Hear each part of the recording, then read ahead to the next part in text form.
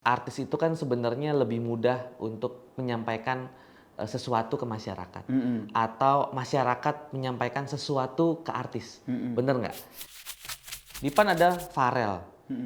Farel tuh lagi top-topnya, tapi dia berpolitik juga. Mas Eko sampai sekarang bukannya nggak laku, laku banget Mas Eko. Banyak program-program TV yang Mas Eko nggak ngambil karena Mas Eko nggak mau terlalu konsen ke sana lagi gitu kan, karena udah komit sama politiknya gitu. Iya.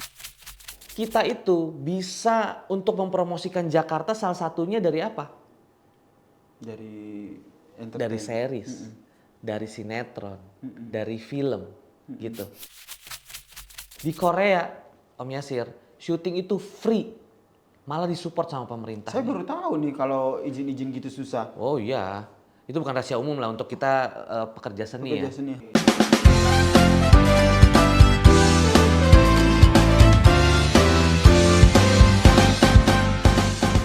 Semakin dekat ini memasuki tahun politik, emang sekarang udah terasa sih. Tapi gongnya kan nanti di 2024 nih.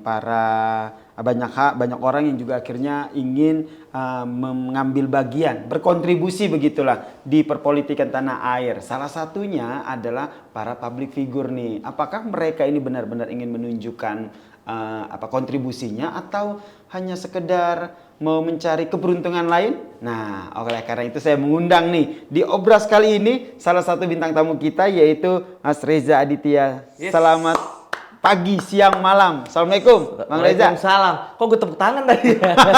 Kenapa harus tepuk tangan? Ini ada 9 juta orang yang nonton kita. Oke, 9 juta orang yang menonton kita. Kalau gitu saya sapa dulu ya. Yes. Apa kabar teman-teman Obras? Jumpa lagi dengan saya Sirnani Ahmad di obrolan rasional santai dibahas hingga tuntas. Dan episode kali ini kita akan membahas bagaimana kiprah public figure yang mencari peruntungan, bukan mencari peruntungan ya, apa dong bahasanya ya?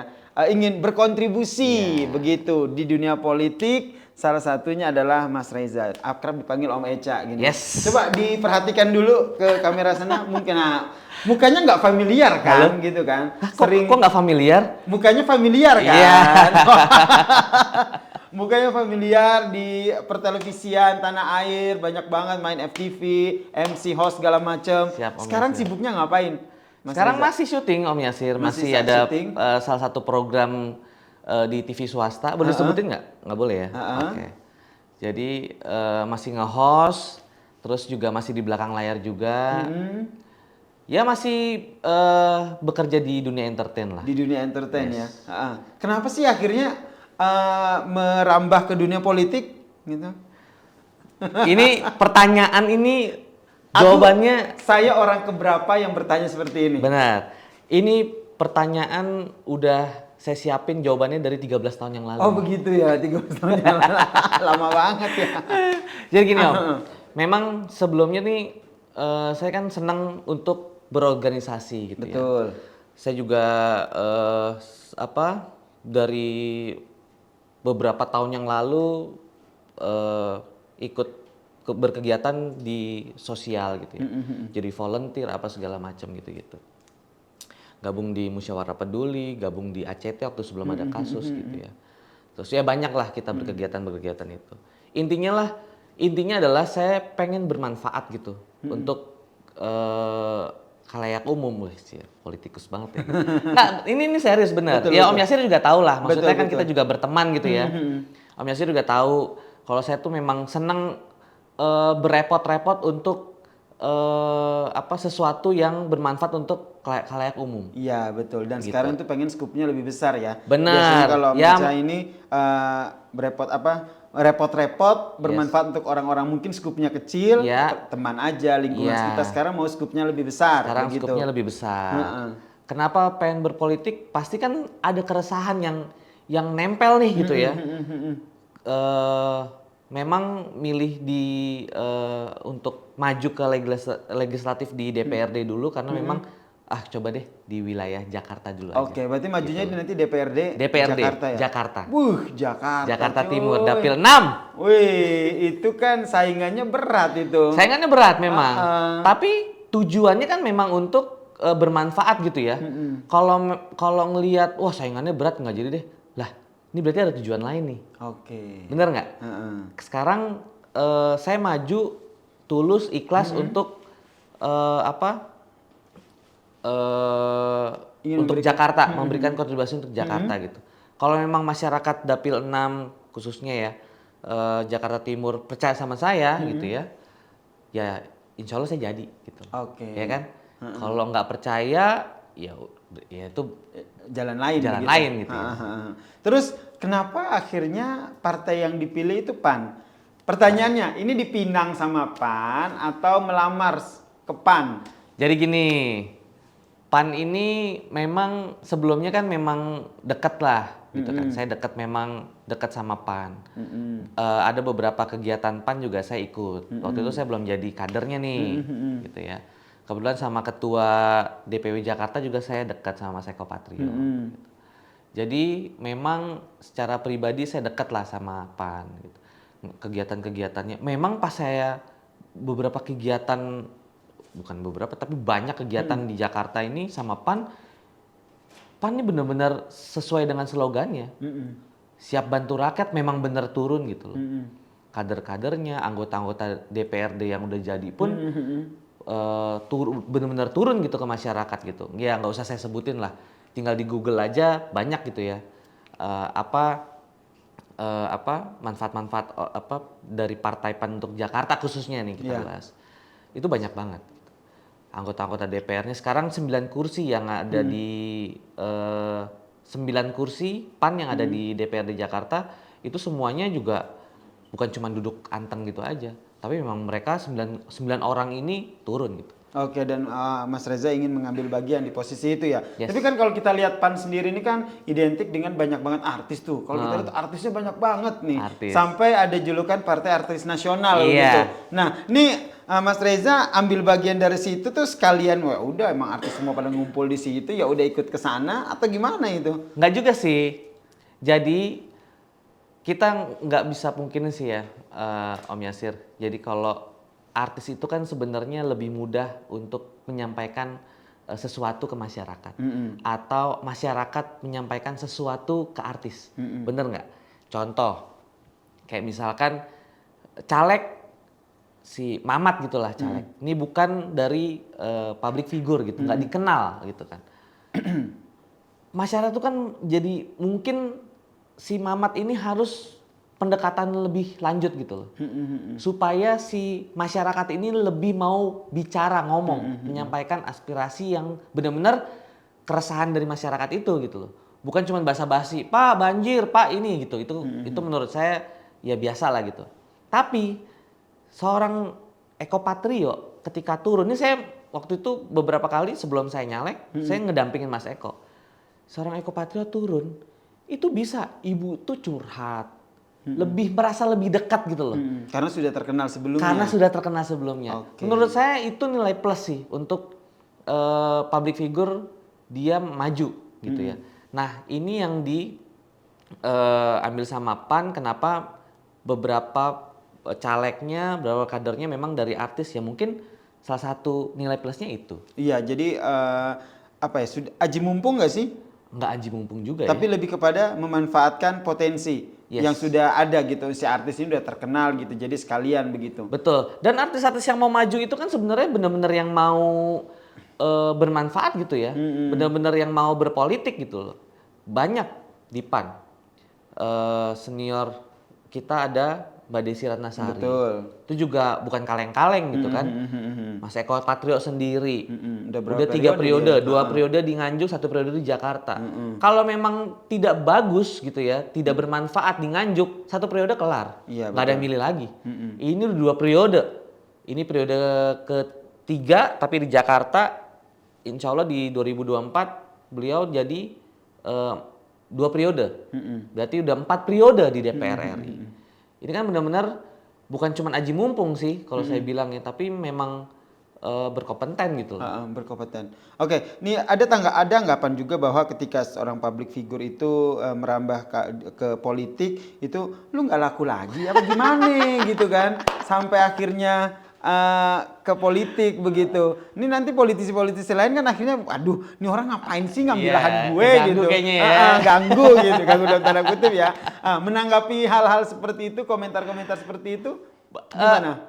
Malah sekarang alhamdulillah ya, saya syuting dari tahun 2000, sekarang tahun 2023. Alhamdulillah saya konsisten di entertain. Sampai tahun ke 23 tahun ini, alhamdulillah tawaran syuting masih banyak. Malah sekarang saya merambah ke belakang layar, gitu kan ya. Ada beberapa sinetron yang udah saya produksi, ini juga ke depan ada beberapa series yang saya produksi. Saya juga masih ada program di TV, masih nge-host. Nah, kalau dibilang nggak laku, ya enggak, laku kok. Gitu. Kita ngambil Dipan deh, kita nggak usah ke partai lainnya. Dipan ada Farel. Farel tuh lagi top-topnya. Tapi dia berpolitik juga. Mas Eko sampai sekarang, bukannya nggak laku, laku banget Mas Eko. Banyak program-program TV yang Mas Eko nggak ngambil karena Mas Eko nggak mau terlalu konsen ke sana lagi gitu kan. Karena udah komit sama politiknya gitu. Iya. Jadi bukannya nggak laku, masih banyak yang nggak laku. Ya kita contoh lagi deh, Denny Cagur. Coba. Bukannya nggak laku, lagi laku-laku juga kan. Tapi memang itulah maksudnya mungkin ada niat lain yang dia ingin bermanfaat di sisi lainnya. Oke, itu yang akhirnya menepis anggapan itu ya, bahwa sebenarnya sudah cukup. Berarti bisa disimpulkan atau ingin memberikan penegasan bahwa sebenarnya kalau merambah ke dunia politik nih bukan sekalian buat mencari pekerjaan lain ya. Iya. Karena anggapan dari publik itu kan seperti itu begitu. Mencari pekerjaan lain lu udah nggak laku lu gitu. Enggak gitu enggak seperti lah. itu ya. Enggak dong. Contohnya kayak Mas Eko gitu ya. Wah, nyari pekerjaan lain gitu. Oh, enggak. Mas Eko dia punya dulu punya TV gitu ya. Punya PH, punya usaha bisnis lain gitu.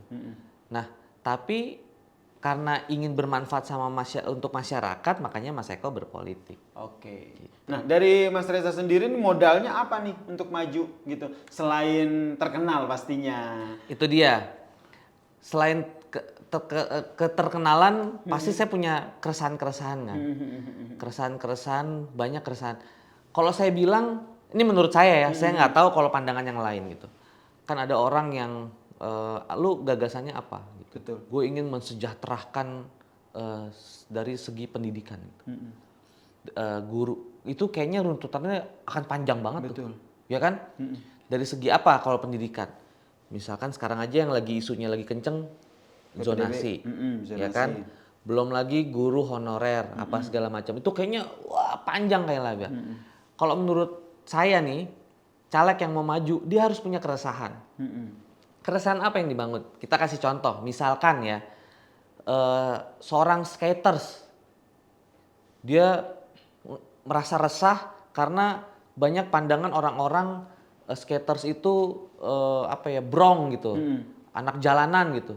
Dia punya keresahan itu, makanya dia bisa maju mungkin. Selain kita mendengar aspirasi-aspirasi rakyat gitu ya, masyarakat gitu. Tapi dia harus punya keresahan dulu. Saya salah satu contohnya. Saya kenapa pengen banget buat maju. Sekarang ini untuk Ruang Lingkup Jakarta ya. Untuk syuting di Jakarta itu lumayan susah. Oh gitu. Untuk izin dan sebagainya ya, peruntutan ke belakangnya. Itu susah banget. Sedangkan kita itu bisa untuk mempromosikan Jakarta salah satunya dari apa? Dari Dari series, dari sinetron, dari film gitu. Kita ambil contoh Korea deh. Di Korea, Om Yasir, syuting itu free. Malah disupport sama pemerintah. Saya baru tahu nih kalau izin-izin gitu susah. Oh iya, itu bukan rahasia umum lah untuk kita pekerja seni ya. Nah, untuk itu kenapa ini salah satu keresahan saya ya. Saya pengen Jakarta ini open lagi gitu loh. Untuk diekspos gila-gilaan gitu. Karena apa? Untuk nilai jual juga kan? Betul. Untuk nilai jual Jakarta gitu.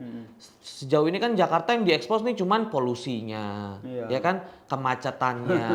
Ya nggak? Hal-hal yang kurang yang ya bisa dibilang negatif gitu loh.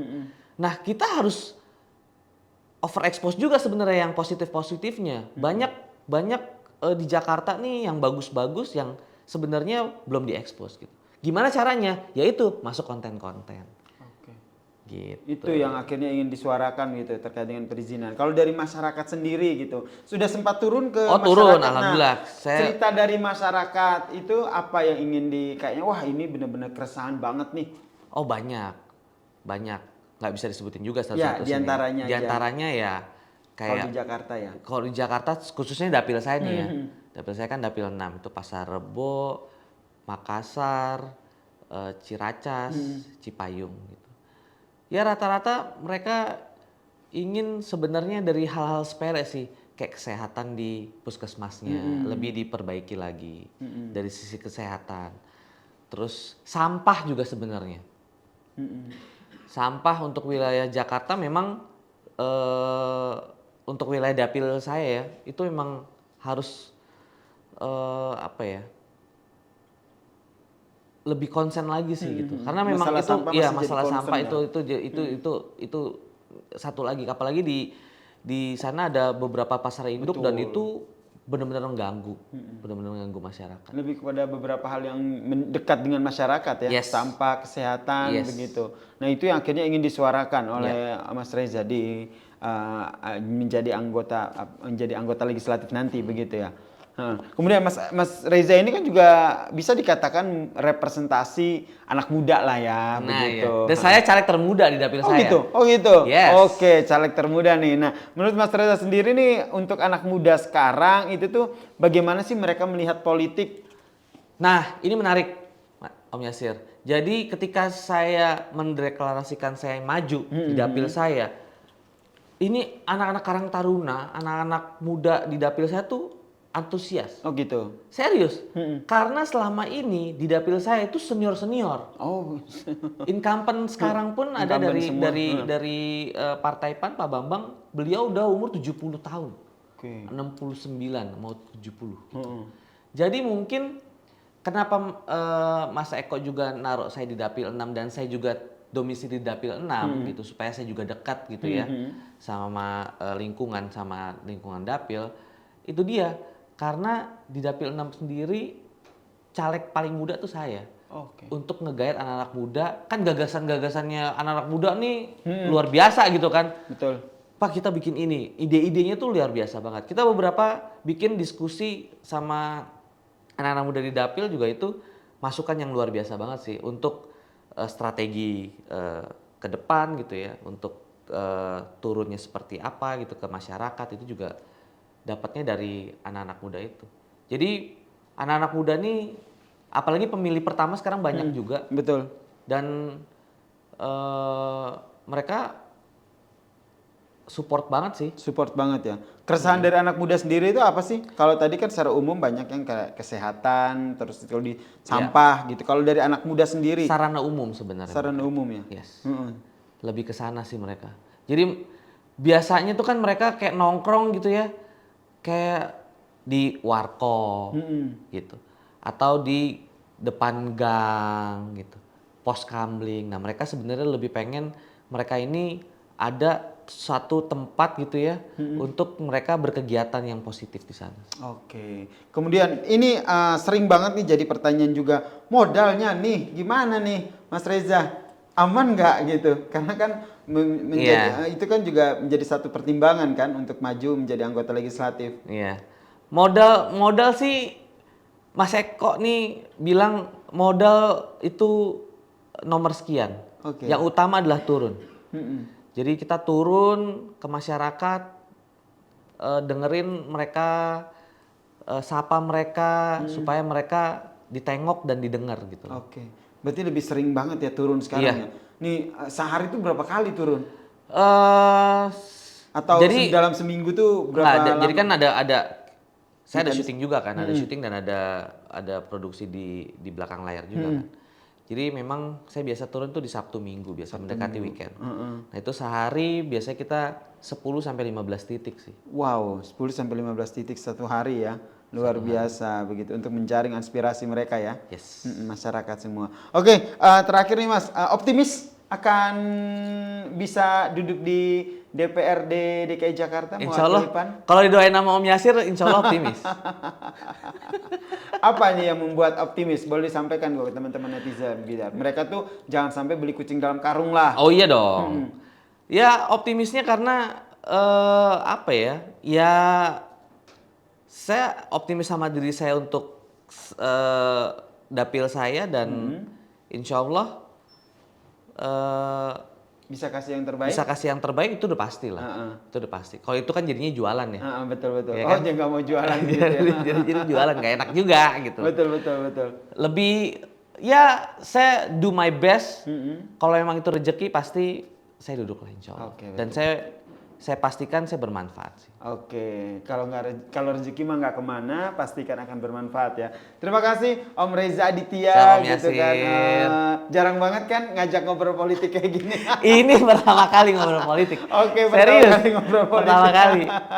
Oke, karena nanti kedepannya kalau udah jadi anggota legislatif nanti sering juga nih diundang Oh, nih iya di dong, Obras ya, pasti. gitu. Biar bisa terus menyuarakan aspirasi-aspirasi rakyat, utamanya rakyat yang ada di dapilnya begitu ya. Benar. Sukses terus buat Mas Reza. Siap Om Yasir, terima kasih. Semoga semuanya dilancarkan, Amin. semoga apa yang dicita-citakan bisa terpenuhi dan tujuan utamanya ketika Siap. maju menjadi anggota legislatif ini tidak terlupa ya. Siap. Oke, itu tadi teman-teman netizen obrolan saya dengan Reza Aditya, public figure yang saat ini sedang mencoba memberikan kontribusi lain dalam hidupnya lewat menjadi calon legislatif dari Partai PAN begitu untuk wilayah DKI Jakarta. Semoga pembahasan ataupun obrolan kita tadi bisa memberikan perspektif yang berbeda buat teman-teman netizen yang saat ini memang sedang kepo-keponya siapa aja sih caleg-caleg ataupun seperti apa sih dinamika-dinamika politik yang terjadi di tanah air. Nanti kita akan undang narasumber-narasumber lain, bintang tamu lain untuk membahas terkait dengan bagaimana perpolitikan tanah air jelang Pilpres 2024. Saya pamit dulu ya. Jangan lupa untuk subscribe dan juga nyalakan loncengnya untuk bisa mendapatkan notifikasi episode-episode baru dari Obras. Assalamualaikum, selamat pagi, selamat siang, selamat malam. Salam sehat teman-teman netizen. Thank you Mas Reza. Siap. Oke.